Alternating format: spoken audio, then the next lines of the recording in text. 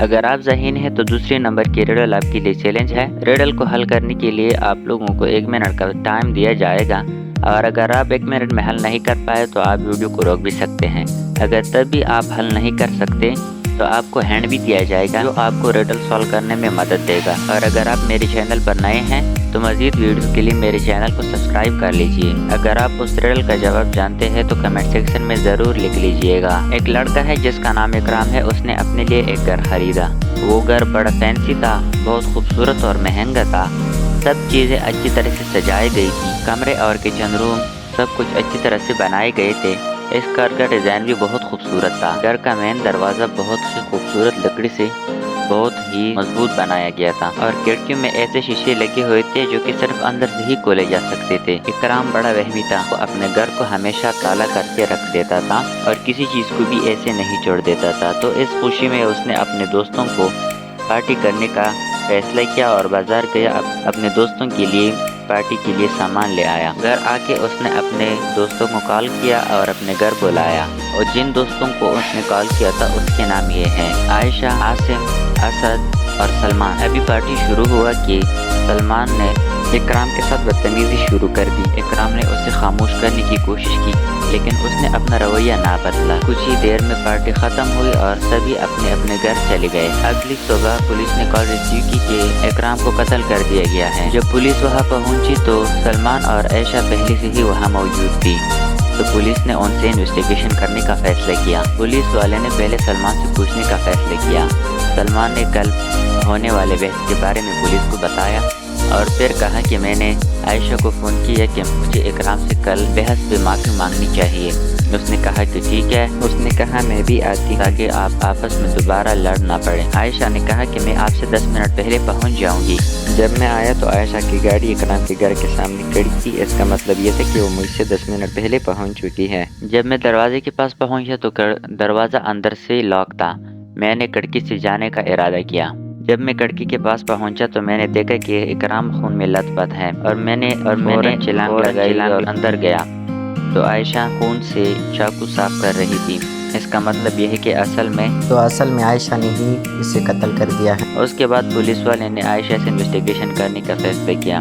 आयशा ने कहा कि सुबह ही सलमान ने मुझे कॉल किया था कि मुझे अपनी गलती पे माफ़ी मांगनी चाहिए। मैं सलमान से 10 मिनट पहले ही पहुंच चुकी थी और अपनी गाड़ी में ही सलमान का वेट करने लगी। 15-20 मिनट गुजरने के बाद जब सलमान नहीं आया तो मैंने फैसला किया कि मैं इकराम के घर जाऊं और उससे बताऊं कि सलमान अपनी गलती पे पशेमान था और अपनी गलती की माफ़ी मांग रहा था।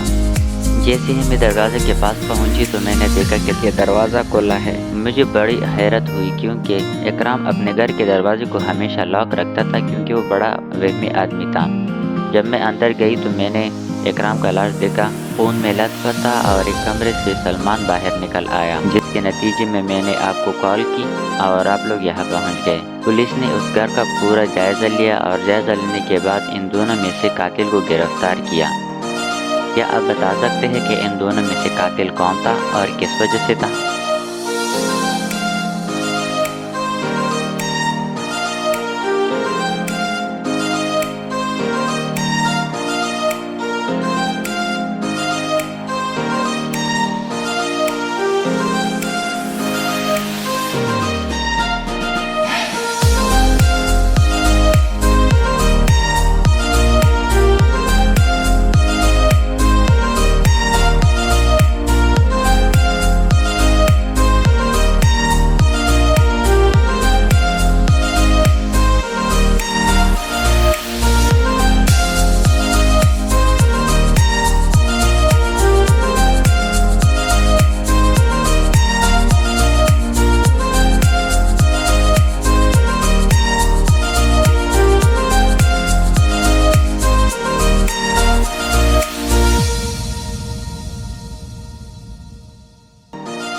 हिंट ये है, पुलिस ने मौके वारदात पे सलमान को ही गिरफ्तार किया था।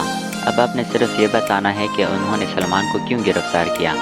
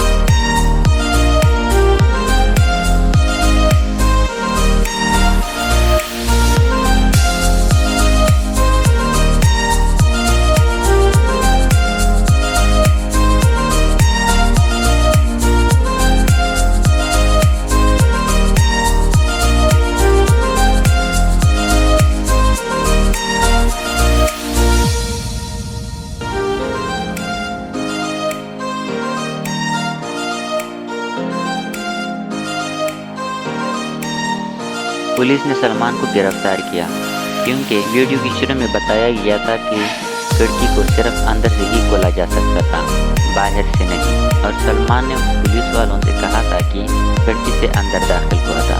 पुलिस ने सलमान की झूठ पकड़ ली और उसे गिरफ्तार किया।